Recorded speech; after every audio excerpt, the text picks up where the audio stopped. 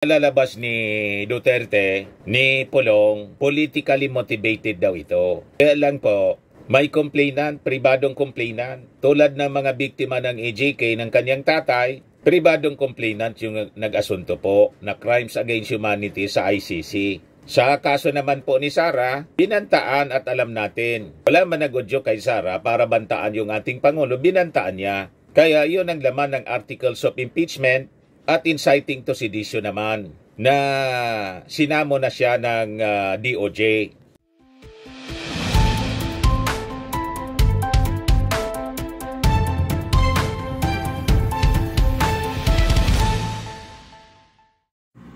Joke time muna tayo mga kababayan bago natin pag-usapan yung mga mainit na balita. Kanina kasi naputol yung video ko. Pagpatuloy natin, may reaction na si Pulong doon sa kanyang viral video na ginugulpi niya yung isang bugaw. Pinuliti ka po ni Pulong. Sabi ni Pulong, kung hindi ka niya ngayon, tinuturo yung ating administrasyon, yung ating Pangulo. Kung hindi ka niya ngayon matalo sa ayuda, matalo ka sa kasuhan ka. Yung mga kasalanan mga kababayan na ginagawa nila, tinuturo ibang tao. Ganon katindi. Pero dito muna tayo sa joke time. Padala ni Recentes Bing, nag-usap yung mga tatay. Sabi ng tatay kay Inday, Inday, sagot naman Inday, po, magalang si Inday. Kumusta naman na niya yung pag-aaral mo? Ano yung lesson ninyo kanina? Sagot po ni Inday, tungkol po sa manok. Sabi ng tatay, okay, bago yun So, madali lang ba yung lesson ninyo tungkol sa manok? Sabi ni Inday, oo naman po, chicken na chicken. After ng lesson nga namin po, tay, nag-exam kami. Sabi ng tatay, ay wow, very good. Kumusta naman yung result ng exam ninyo tungkol sa manok? Sabi ni Inday, itlog po.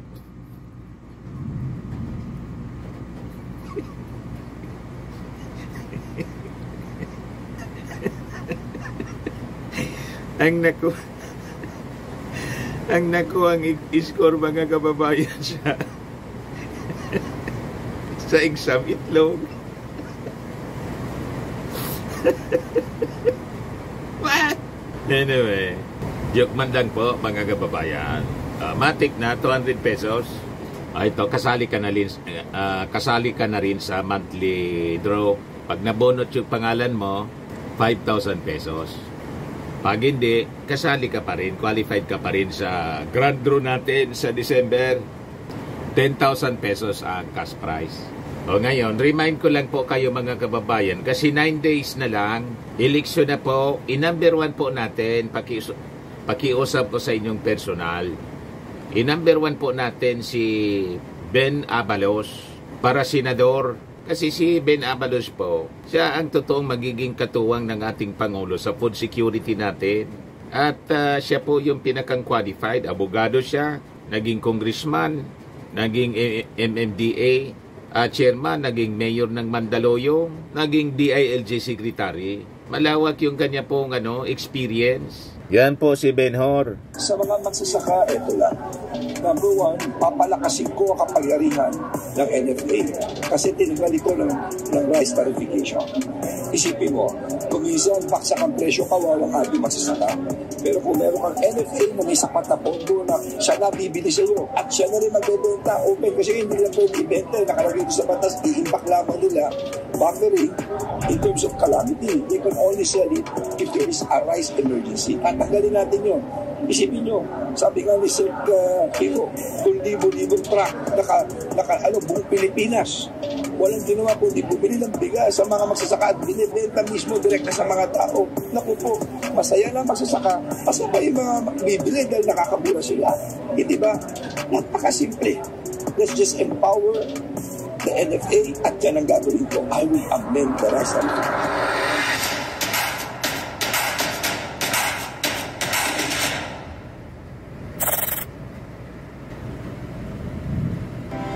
Andito po ang Liga ng mga Barangay para sumuporta likod ninyo, Senator Benhar Abalos.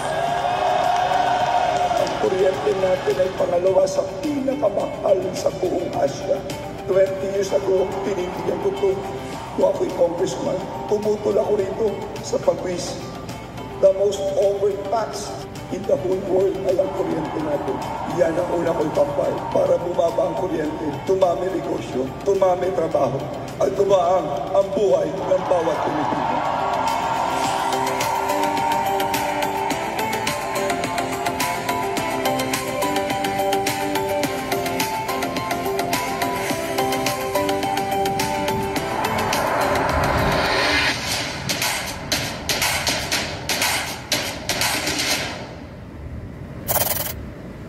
Number 1 sa Senado po, solid tayo, Ben Abalos. Ngayon, balikan natin yung viral video ni Pulong. Hindi man niya dininay po yung existence ng video. Pero ang sabi niya, mga kababayan, dito niya sa administrasyon na to, kasi ang sinasabi niya, tanim kaso, plante daw yung kaso laban sa kanya. Napakalabo po. Paano naging planted po na may CCTV at yung CCTV video, hindi man niya dininay. Ang sinabi lang niya, mga kababayan, matagal na nga niya yon. Kasi nga po, nangyari yon Pebrero 23, 2025. So hindi pa man katagalan, nadili lang po yung pag-file kasi siyempre ma-impluensya sila. Yun ang rason po sa affidavit mismo ng complainant. Natakot siya, hindi na nga nag-pa-medical certificate, pero yung ebidensya na present niya mga kababayan sa CIDG, yung video. Yan po, nakakatakot si Pulong. Matindi po. So ito yung depensa, mga kababayan ni Pulong as published ng mga banateros. Yung mga kasama ni Banat Bay. Sabi dito, kung hindi ka matalo sa ayuda, matalo ka sa kasuhan kita. That is the new politics of the Philippines right now. Dirty politics, sanay na tayo dyan. Na-interview kasi siya mga kababayan, nandun siya sa The Hague, bumisita sa kanyang tatay. So, pinalalabas niya, kinasuhan siya ng CIDG kasi pinopolitika siya. Anong kinalaman ng ating administrasyon mga kababayan? Doon sa complainant, ginulpi niya po. Ito yung video mga kababayan, published ni tagapagmulat Jean Larosa. Interview kay Pulong, mga kababayan doon sa The Hague. Nandun pala siya. Pagkatapos, ito yung video na ng pananakit, panggugulpi dito sa sa isang negosyante na bugaw, nag-execute ng affidavit. Yan Cristone John Patria E. Moreno. Diyan yung kanyang affidavit mga kababayan. O ngayon, pakinggan natin yung sinasabi niya. Sa akong mga kaigsunan tabawin nyo, karon nakakita na po ng video, dugay-dugay na nanahitabo. Sige lang, inyo hagyapong desisyon kung kinsa inyong botohon sa inyong pagka-congressman sa unang distrito. Di ko magbuot o niya giingnan ko sa abogado kay hantod karon ila pang i-authenticate kung asa gikan ang video. So kay murag nauna man og file ana sa amot sa CIDG ba, nauna file sa CIDG ang testimony, ang affidavit sa social media o sa piskal. So di ko kara himo og statement ana kay wala pa may kadawat og. So, pinalalabas mga kababayan ni Pulong, hindi siya sigurado sa authenticity ng CCTV video. Ipapa-authenticate niya daw, pero hindi man niya dinideny. Ngayon sabi dito, sa balita ng Manila Bulletin, fraudulent daw. Representative Duterte says of evidence versus him in case filed by businessman. Pinalalabas na peke yung video. Planted niya ang kaso laban sa kanya. Sabi dito, he emphasized that such tactics were nothing new to him and described this as the new politics in the Philippines. If they cannot beat you with aid, they will beat you with I will file a case against you. That is the new politics in the Philippines now, dirty politics. We already used to it, sabi po ni Pulong. So pinalalabas niya, pinopolitika siya ng ating gobyerno. Naniwala kayo? Ano? May nagsabi ba sa kanya na ambaan niya ng saksak itong si Moreno? Tanim video ba yan, mga kababayan, na mula mismo yan sa CCTV ng bar? O, ito po yung complaint affidavit na naputol natin, na binabasa natin kanina. Ipagpatuloy natin yung pagbasa. Yung tanong at sagot, mga kababayan, ng CIDG, tanong ng CIDG at sagot ng complainant. Sabi dyan, mga kababayan, dito na tayo yung naputol kanina. Number 15. Maaari mo bang isalaysay ang buong pangyayari? Opo, sabi po ng biktima. Noong Pebrero 23, 2025, mga alas 7 ng gabi, tinawagan ako ni Charlie Tan, isang business partner ni Paulo Pulong Zimmerman Duterte. Ngayon, ano ang kanyang rason sa pagtawag sa iyo? Sabi ng biktima, sinabihan niya ako na pumunta daw ako sa kanilang bahay sa Woodridge, Barangay Maa, Davao City, at magsama na rin daw ako ng 6 na babae, yung pinakang maganda at bata na meron ako, dahil pupunta raw doon si Paulo Pulong si Duterte. Pasensya na kayo, maingay ngayon kasi kumukulog, kumikidlat, malakas yung bagsak ng ulan. Naririnig din yung ugong bagsak ng ulan at saka yung kulog at kidlat. Ano ang sumunod na nangyari? Mga alas 8, 8 o'clock ng gabi, kami nakarating sa bahay ni Charlie Tan kasama ang 3 babae na aking kasama, at doon na namin naabutan si Paulo Duterte na nag-aantay. Makalipas ang 20 to 30 minutes ay may sumunod pang 2 na babae. Nag-inuman kami sa bahay. Ako yung 5 babae na kasama ko. Si Paulo Duterte at isa niyang tauhan, si Charlie Tan, at ibang Chinese national na tingin ko ay kanilang kaibigan. Inabot na kami ng alas 12 ng hating gabi. Noong Pebrero 23, 2025, at ako ay kinausap ni Charlie Tan. Kaya yung sinasabi ni Pulong sa interview, matagal na niya yan. Pebrero 23, basado sa complaint affidavit ng biktima. Ngayon, ang tanong, bakit ngayon lang na-file? Ngayon lang na-file kasi ngayon lang nagkalakas ng loob yung biktima niya. Kasi nga, may influensya sila. Alam naman natin yon. Sinabihan niya ako na samahan ko muna si Paulo Duterte na magbar sa Hersey Bar at hindi na siya makasama sa kadahilanang magsusundo pa siya ng kanyang anak. Maya-maya ay nilapitan na rin ako ni Paulo Duterte at sinabi na samahan ko muna daw siyang magbar sa may obrero at binigyan niya ako ng 18,000 pesos bilang tip. Tapos binigyan niya rin ang 2 sa aking kasamahang babae na tig si 5,000 pesos. At sinabi niya na kung kulang ay ibibigay niya pagkatapos namin na magbar. Tig 13,000 pesos bawat isa ang ibinigay niya sa mga babae na kasama ko.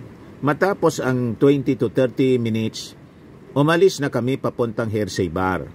Inabot na kami ng alas 2 ng umaga nang tinawagan niya ako at sinabing bigyan ko daw ang kanyang mga bodyguard ng 3 babae, at doon ay nabigyan ko ay ang 2 bodyguard at isang driver. Makalipas ang 1 oras ay bumalik na sila sa bar at nagtanong si Paulo Duterte kung ilang bodyguard ang sumama kasama ang mga babae. Nalaman niya na may isang bodyguard niya ang hindi nakasamang lumabas. Sa galit niya ay sinabi niya na buti pa yung driver nakaisa sa mga babae. Yung bodyguard niya mismo hindi nakakuha ng babae. Matapos noon ay binayaran niya ang 3 babae, ngunit ang isa, ang pang-4 na babae na hindi naman nailabas ay binigyan niya ng 1,000 lamang. Nagtanong ang babae kung bakit ganon lamang ang bigay sa kanya at doon na nagalit si Paulo Duterte. Dahil sa galit at kalasingan ni Paulo Duterte ay ako ang nakita niyang pagbuhusan ng galit mula sa second floor ng bar na aming puinistuhan ay minuramura niya ako at tinulak pababa ng hagdan. Sinubukan ko umalis ng bar ngunit hinarangan ako ng mga bodyguard ni Paulo Duterte sa first floor at sinabihan na isarado ang pintuan. Inundayan niya ako ng saksak gamit ang kutsilyo sa aking tagiliran at doon ay pinagmumura niya ako ulit at pinagbantaan na papatayin kita at hinedbat niya ako sa ulo ng maraming beses at ako ay humingi sa kanya ng patawad kung anuman ang nagawa kong mali sa kanya ngunit patuloy pa rin siyang ini-headbutt ang aking ulo at inuundayan niya ulit ako ng kutsilyo at nang makita ng bodyguard niya na may CCTV ay agad pinatay niya ang CCTV ng lugar at doon na ako na corner. Halos 2 oras niya akong sinaktan sa loob ng bar. Suntok, sampal, tadyak ang aking inabot kay Paulo Duterte dahil sa galit niya sa akin. Mga pasado 5:00 ng umaga nang inabutan niya ako ng pera, 1,000 kada suntok, sampal or sipa. Matapos ang nangyari ay umalis na siya ng bar at bumalik sa may Woodridge at doon na makipag-sex sa isang kinuha niyang babae sa akin. Nalaman ko ito dahil sa nagsabi siya na ako ang magbabayad ng pera sa nakasex niyang babae. At kung di ko daw bayaran ang babae ay ako raw ang kanyang papatayin at hahantingin. Ngayon, tanong, nung nasaktan ka ni Paulo Duterte, ikaw ba ay sumangguni sa kahit saan mang ospital upang mabigyan ng medical certificate para gamitin laban sa kanya? Sabi niya, wala po, hindi ko na po naisip na magpa-medical dahil sa sobrang takot na baka po ako ay balikan niya. At sigurado ako na pag nalaman niya na gumagawa ako ng legal na hakbang para kasuhan siya, ay alam kong may masamang mangyayari sa akin at pati na rin sa aking pamilya. Bakit mo nasabi na siguradong may mangyayari sa iyong masama at sa inyong pamilya kung gagawa ka ng hakbang na legal laban sa kanya? Sabi ng biktimang si Moreno, dahil po maimpluwensya ang kanyang pamilya doon sa Davao City, kaya po hindi na po ako gumawa ng aksyon para kalabanin siya.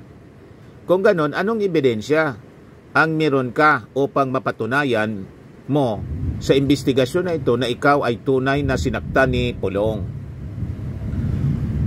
Alam ko po na habang sinasaktan niya ako at hini-headbutt ay inuundayan ng kutsilyo, ay may mga CCTV po doon sa Hersey Bar.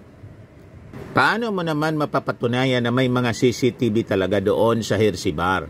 Kaya ko po patunayan na may mga CCTV ang Hersey Bar dahil madalas po ko mapunta sa bar. Bago po tayo magpatuloy ay nais ko din ipaalam sa inyo na itong gagawin mong salaysay ay magiging public record o maaring basihan o ebidensya laban o pabor sa iyo kung sakaling may paglilitis sa ating hukuman. Ito ba ay naintindihan mo? Sagot ng complainant, opo. Tanong naman, pansamantala ay wala mo na akong nais na itatanong sa iyo, meron ka pa bang nais idagdag, tanggalin o palitan sa iyong salaysay? Sabi niya, sa ngayon ay wala na po at kung may karagdagan man po na hindi ko nasabi dito sa aking sinumpaang salaysay, ay handa ko po itong sabihin sa anumang hukuman. Ikaw ba ay tinakot, pinangakuan o binigyan ng pabuya sa pag-ayag mo ng salaysay na ito? Ang sagot niya, hindi po. Ayan. So yan po, wakas ng salaysay. Ito yung last page mga kababayan. Pirmado niya, nagsalaysay Criston Jan Patria E. Moreno, an administering officer, Arimolito B. Plaza, State Prosecutor. So, pinalalabas ni Duterte, ni Pulong, politically motivated daw ito. Kaya lang po, may complainant, pribadong complainant, tulad ng mga biktima ng AJK ng kanyang tatay, pribadong complainant yung nag-asunto po na crimes against humanity sa ICC. Sa kaso naman po ni Sara, binantaan at alam natin. Wala man nag-audio kay Sara para bantaan yung ating Pangulo, binantaan niya. Kaya yun ang laman ng articles of impeachment at inciting to sedition naman na sinamo na siya ng DOJ.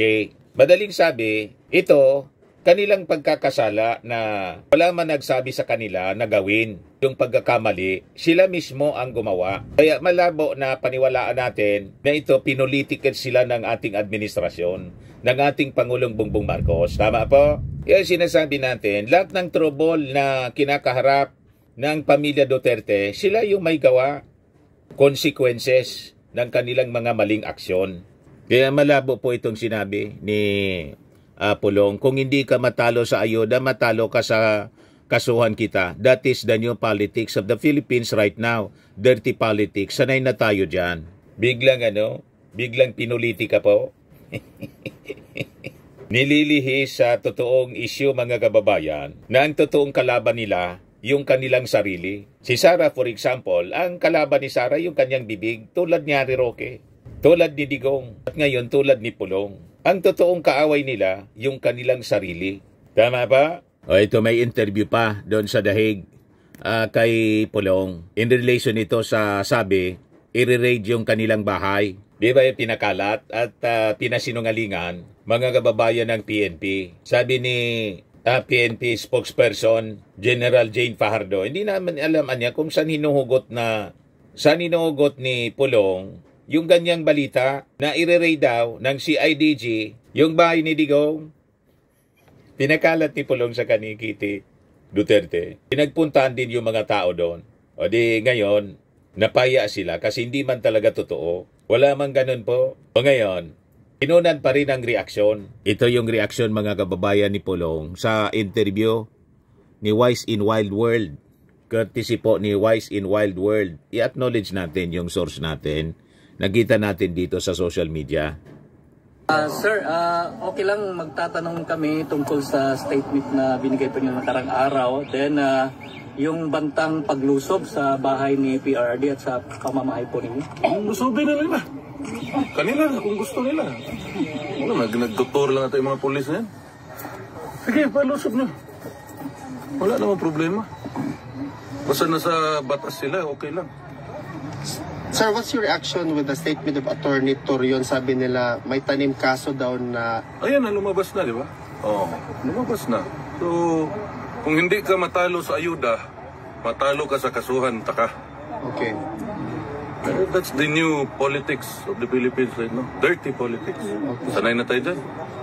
Sir, also the Filipino people wants to know, alam naman natin sir na si Attorney Kaufman sinasabi niya na the former president is in good spirits. Yes, totoo naman. At saka masaya siya. Sila nagkwentuhan sila matagal. How is he? Nagmamasahe ako eh. Okay. Sir, how is he, ma'am? How's your Lolo? Actually physically? He's okay. He's actually like really healthy. Whenever we talk about you guys being here, he's really happy to know about it, and he also wants to express his thanks to everyone here right now. Yeah, English. Anak ni Pulong siguro to. Ito yung medyo mahaba-haba ito. Courtesy ni Alvin in the Tourism po. Pakinggan natin. Salamat daw. If ever daw, ano pa yung sabi niya? Ikaw naman. Mulawon? Sir, sinabi sa amin sir na hindi naman kami paalisin talaga na or hindi na kami makapunta dito, i-relocate lang kami. Doon sir, doon so, sa dalawa na ang Duterte Park. Gano'n na sir. Sir, okay lang magtatanong kami tungkol sa statement na binigay po niyo nakarang araw. Then, Sir, may reaction ba si Tatay Digong sa statement na sinasabi nila na the next person daw to be jailed sa ICC si VP Inday? Okay naman gani kami tanan na lang para diha namin tanan pamilya.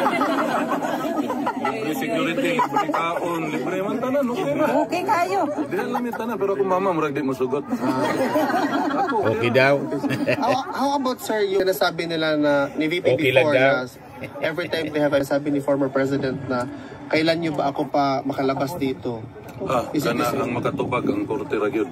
Dili ko hindi ko katubagan. But is he not saying the same, sir? Munta na siya.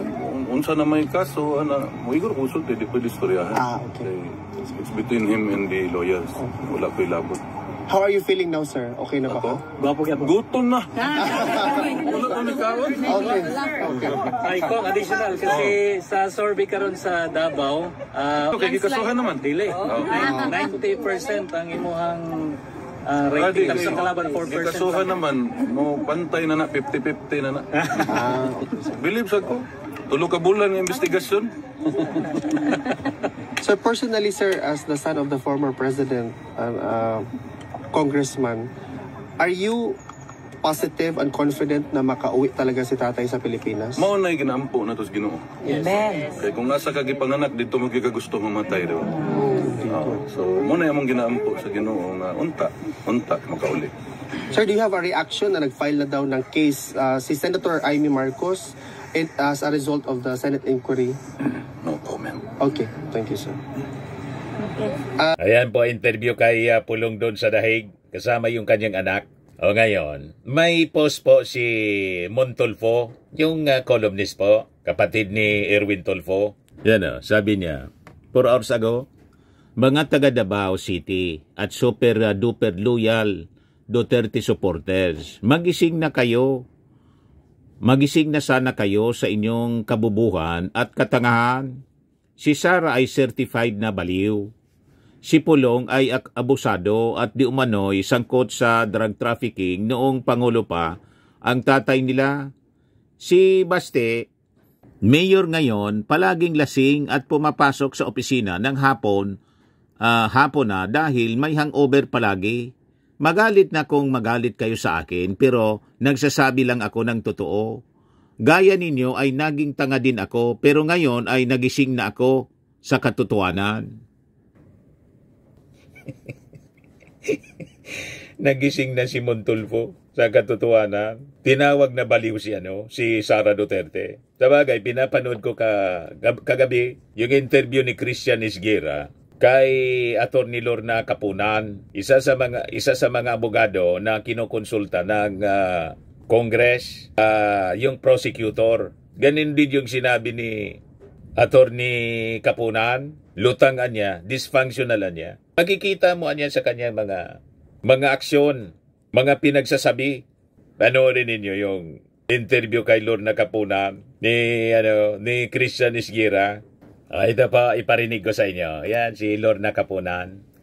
Iparinig ko sa inyo. It shows you how dysfunctional she is. In that campaign rally, she talked about what are the qualities of candidates. So meron siya tatlo. Yung may track record daw, no? Hindi yung sasayaw, hindi yung entertainment, no? Nagbibigay ng pera, hindi dapat nagbibigay ng pera, hindi dapat automatic ang endorsement. Pag in-endorse siya ng isang influential people, hindi dapat automatic. So free. Exactly. But when she was saying that, I said, she is exactly describing her candidates. Yeah. Diba? So parang, and then she goes on to say, after she says, these are the qualifications of who you should vote for, then she says, mag-black voting kayo. So parang dysfunctional, disjointed. So people were saying, ano ba yun? What's the word? When you have an out-of-body experience, lutang. It shows you how dysfunctional she is. In that campaign rally, she talked about what are the qualities of candidates. So meron siya tatlo. For reconciliation into that broken family, no? She welcomed her stepsister. And they became one family. She became the president. You could see her, she was very calm. And then she became ballistic again. So I guess it's blowing hot and cold. That's the sign of crazy. That's the sign of dysfunction. Now, if she doesn't get parental guidance, because I don't think she's also close to her mother, she should, kasi marriage emancipates. When you get married, you are emancipated. People are asking, Teka, where is the husband in all of this? We haven't seen the husband in any official functions, not in the State of the Nation address, not in public functions. And So maybe also there is no guidance or companionship from somebody who should be giving her advice, her spouse. So walang parental advice, walang spousal guidance. So she's on her own. Maybe what she needs, and I give this advice to my client, maybe what she needs, because I saw your show, no? I saw your show, one of your shows, when you critiqued her, when Senator Llamas said that, do you call him Edu? Yeah, Edu Manzanas. Yeah. Si Edu Manzanas. Sometimes justice, sometimes commissioner, sometimes cardinal. I just call him Pangit. Pwede rin. When he commented, and one of your other guests commented that she seems to be enraged. She seems to be very angry and enraged, and that's why she's lashing at everybody. You know, that's a sign of imbalance. In fact, I saw one other. I don't know if it was. Kasi meron akong nakita nakalagay. Even if the crowd, she was talking to the crowd, and the crowd was shouting BBM. So sa Manila yan. That was in Manila when she was talking about the term BBM, and this shows you how dysfunctional she is now. In that campaign rally, she talked about what are the qualities.